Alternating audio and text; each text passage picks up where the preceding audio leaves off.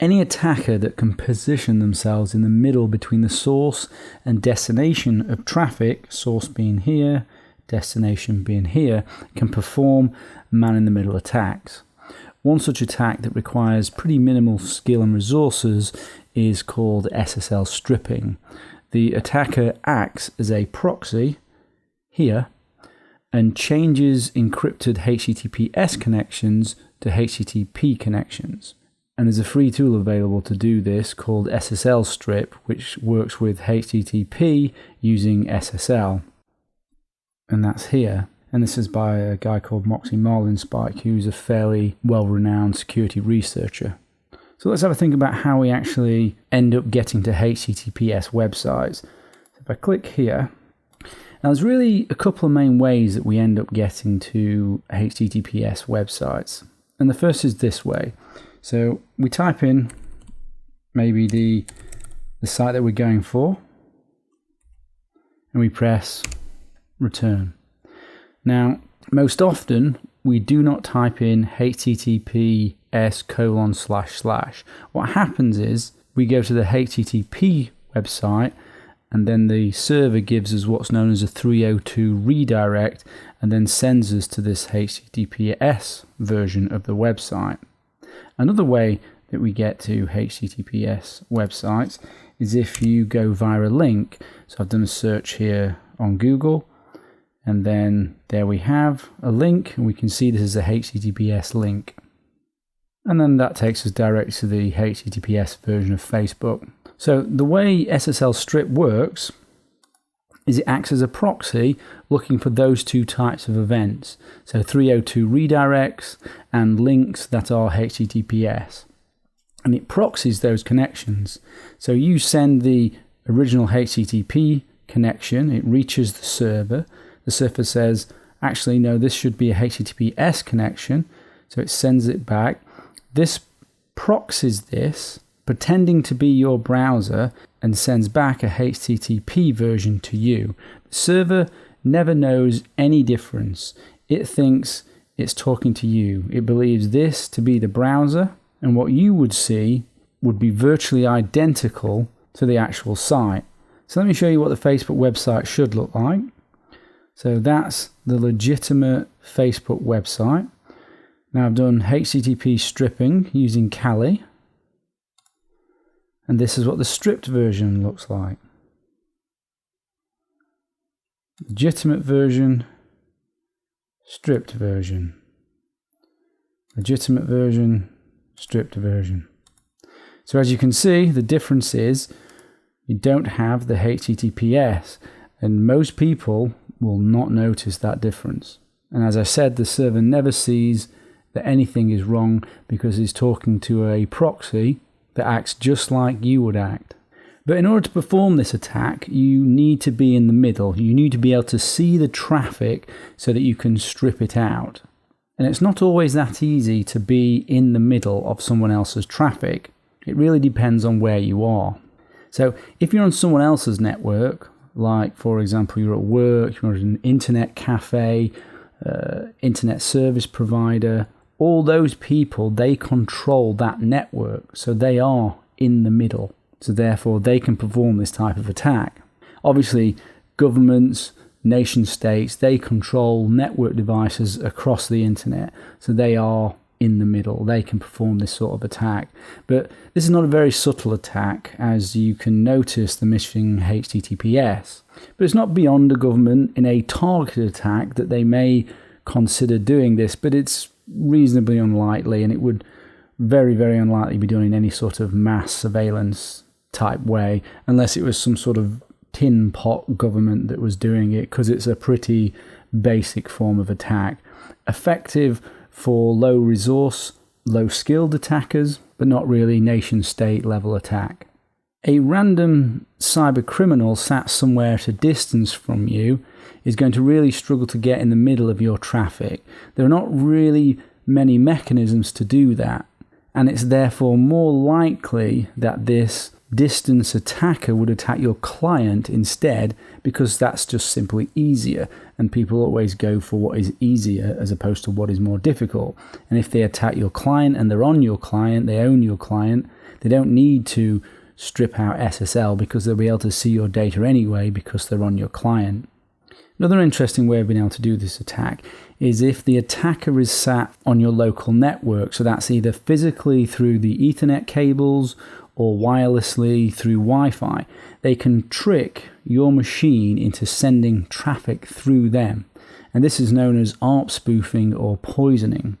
The attacker sends out ARP packets pretending to be the victim's default gateway.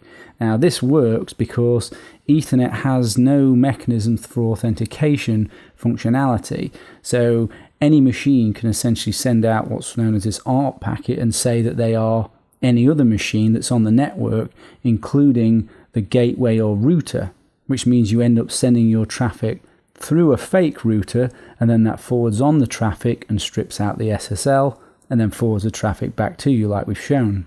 Now if you want to learn more about ARP spoofing, I would recommend this website here, which is quite good.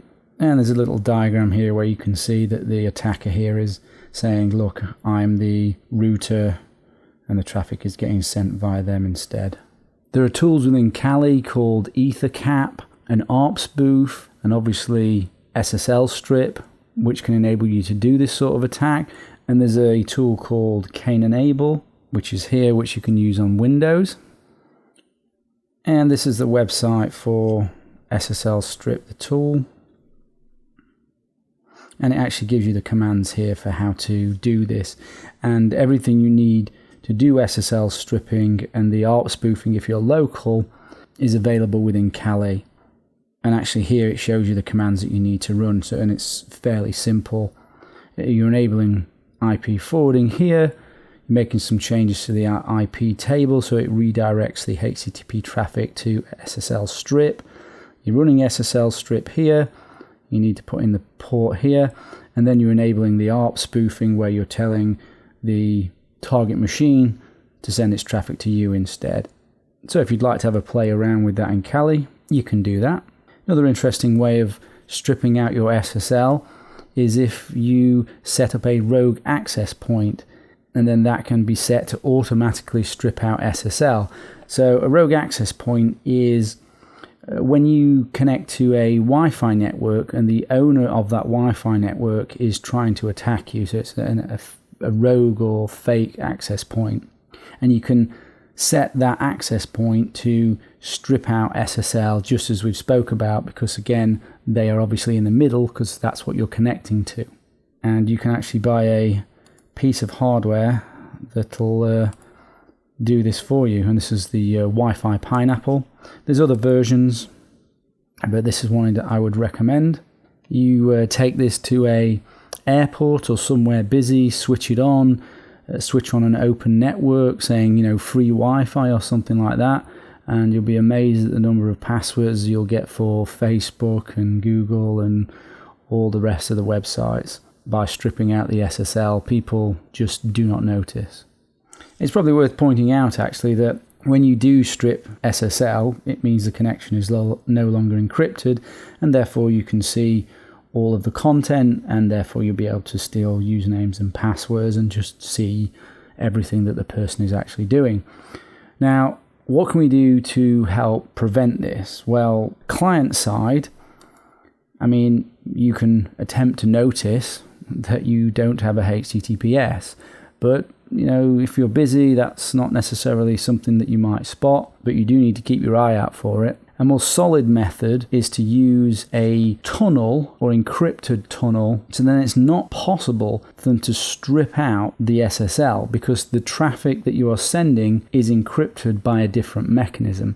So you can use SSH for tunneling, for example. You can use VPN technology like IPsec, but really what you're after is end-to-end encryption, and we're going to talk more on end-to-end encryption. And also, you don't want to connect really to untrusted networks without using tunneling or VPNs or encryption, because this is exactly what can happen if you don't have a VPN or tunneling. Your SSL can be stripped out and all your traffic can be seen. And we're going to cover more on VPNs as well. On your local network, it is possible to detect to some degree if ARP spoofing and sniffing is happening. And there's a couple of examples of tools here that you can use. This is ARP Watch. So it monitors your Ethernet to see whether ARP spoofing or poisoning is happening. And there's another tool here which is a sniffer detection, so it's seeing if anyone's watching the network traffic. Also server side, if I bring up the screen, and you may not have control of the server side, but I guess in some instances you might, you can enable, or they can enable, something called HSTS, or Strict Transport Security, which uses a special response header to tell the browser to only accept HTTPS traffic. But this only works if you visited the site before, and then your client essentially remembers that they only accept HTTPS traffic. And this is an example of where I've stripped out the SSL and I've got an error message because they'd enabled HTTP Strict Transport Security.